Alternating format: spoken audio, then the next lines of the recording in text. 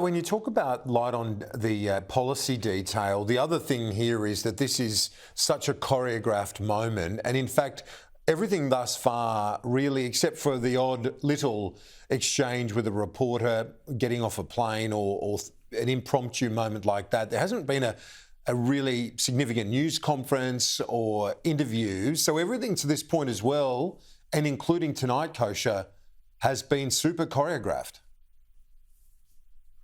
Indeed, and it would seem that that's by design, not by default or by defect. And the media gives a big assist in this regard, of course, because they do tend to generally lean left, as we know, and they want to make that protection, if you will, available to her.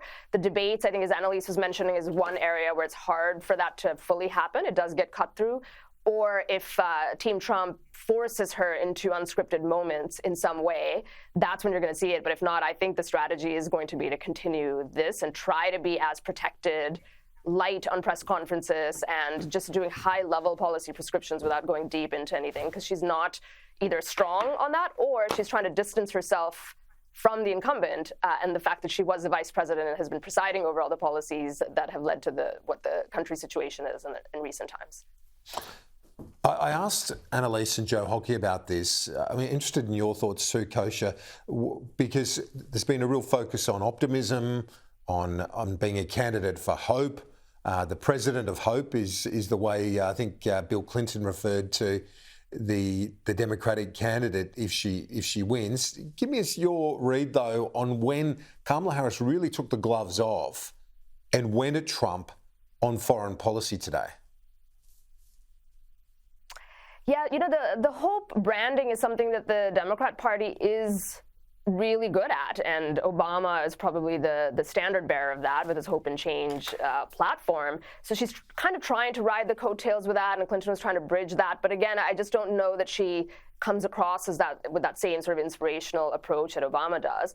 In terms of foreign policy, I think it fit into that framing where they try to frame him as the villain or this authoritarian figure that other authoritarians in the world like. But I think, as Joe Hockey said, I'm not sure framing Trump is changing any minds by now. Every single person on the planet has a viewpoint of Trump and whether they agree with that positioning of him or not. So I think this election ultimately is going to be about turnout, and she's doing that to remind people in her base who may be less likely to turn out to vote because they're not that inspired by the candidate, to rev them up to come out and do that, because that's ultimately what this election will turn on. Kosha, the former ambassador, Mr. Hockey, there suggesting he expects a bounce of 5%. You've got the RFK decision to come over the next 24 to 48 hours. What's your sense of where this lands in polling terms and in the campaign as we look to the next 2 months? I agree with Ambassador Hockey that it is razor thin, as the previous two elections have been. They've been won and lost on 40,000, 70,000 votes. That's what the shape of the current election looks like with these two candidates. She will get a little bit of a bump coming out of the convention. They always do.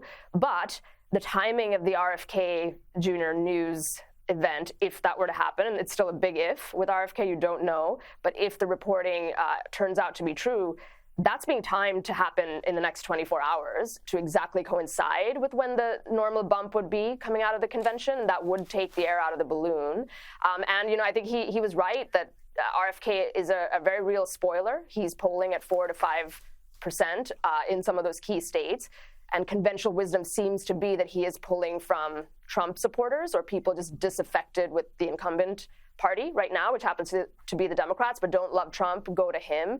That, I think, could translate to a 1 to 2 point swing back in Trump's favor if you look at most of the pollsters and how they're modeling it. Kosha Gada, our regular international commentator here at Sky, very much appreciate your time on a big day in the US. Thanks, Kosha.